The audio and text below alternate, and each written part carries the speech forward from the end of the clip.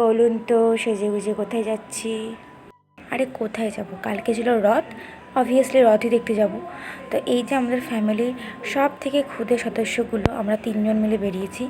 তো এখানে আমরা এত তাড়াতাড়ি রথ দেখতে বেরিয়েছি যে কি বলবো, রথ যে আমাদের ছেড়ে চলে যায়নি এটাই অনেক।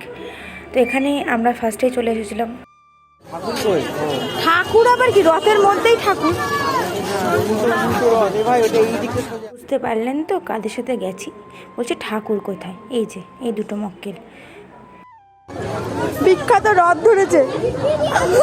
রথ চলে গেল, রথ চলে গেল। সুরসুরি কোথায় গেল? সুরসুরি দিচ্ছে গাইস।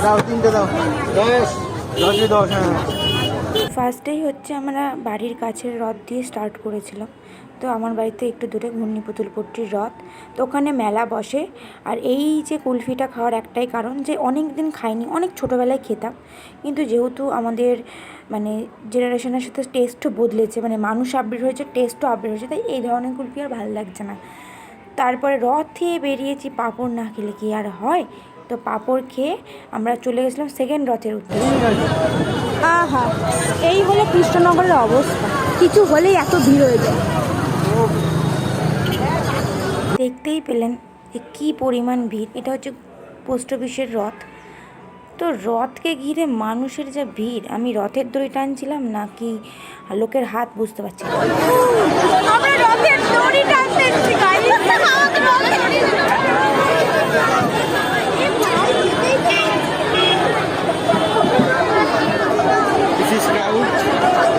ফুচকার জন্য দাঁড়িয়ে আছে, এই যে এই লাইনে হবে। তারপর দেখতেই পেলেন কি যে পরিমাণ ভিড়, ঠেলে ঠুলে আসলাম। তারপরে গেলাম ফুচকা খেতে, সেখানেও কি লাইন। তো ভালো জিনিস খেতে গেলে একটু তো কষ্ট করতেই হবে। তো তারপরে আমরা হুই হুই করতে করতে, মানে আমরা 3জন একসাথে থাকবো আর জব্ব হবে না, এটা তো হতেই পারে না। আর তার সাথে আরেকজনও ছিল, কিন্তু তিনি পরে জয়েন করেছিলেন, তাই তেনাকে আর দেখানো হয়নি। তো আমরা যাচ্ছিলাম হচ্ছে এবার 3য় নম্বর রথ দেখতে। তাহলে বুঝতেই পারছেন কতগুলো রথ দেখলাম, রাস্তায় আরও ছোটো ছোটো রথ ছিল। তো চলুন, এটা হচ্ছে কৃষ্ণচন্দ্র রাজার রথ। তো এখানে এই রথের মধ্যে আজকে গুপি নাচ থাকে। আর এই যে 3জনাকে একদম ভালো করে দেখিয়ে দিয়েছি। আর আমি ওকে বলছিলাম যে চল তুই ভিডিওটা কর, আমি আর করতে পারছি না, এরকম একটা ব্যাপার। তো এখানেও সেই পুতুলপট্টির মতোই মেলাটা বসে, তো এখানেও ভালোই ভিড় ছিল। তো সব থেকে ভালো লেগেছে আমার এই রথটা দেখতে, এত সুন্দর করে সাজিয়েছিল, মানে ফুল টুল দিয়ে।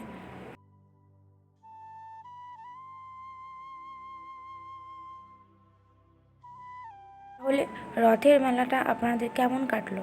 জিলাপি, পাঁপড় ভাজা এসব খেয়েছেন তো? জিলাপি নয়, জিলিপি।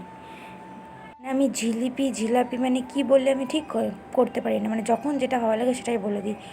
তো এই যে এখানেও ফটো তুলতে গিয়ে যা জব্ব হয়েছে, ওরে বাপ রে বাপ, মানে ফাঁকাই হয় না রথের সামনে ছবি তুলবো। তো এখানে ওই জন্য ভাবলাম যে চলো একটা ভিডিওই করে নেওয়া যাক।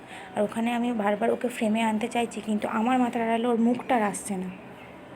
জিলাপি এতই বিক্রি হয়েছে, সব খাই গেছে, এই সব তুলছে গরম গরম জিলাপি। রথের মেলাতে জিলেপি শেষ হবে না, এটা হতেই পারে না। তো জিলেপি শেষ হয়ে গেছে, কাকু আবার ভাজছে, আবার দিচ্ছে। তো জিলেপি নিয়ে সোজা বাড়ি চলে আসি।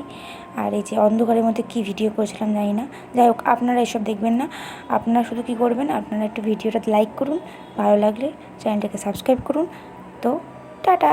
আর আপনাদের রথ কেমন কাটলো অবশ্যই জানাবেন।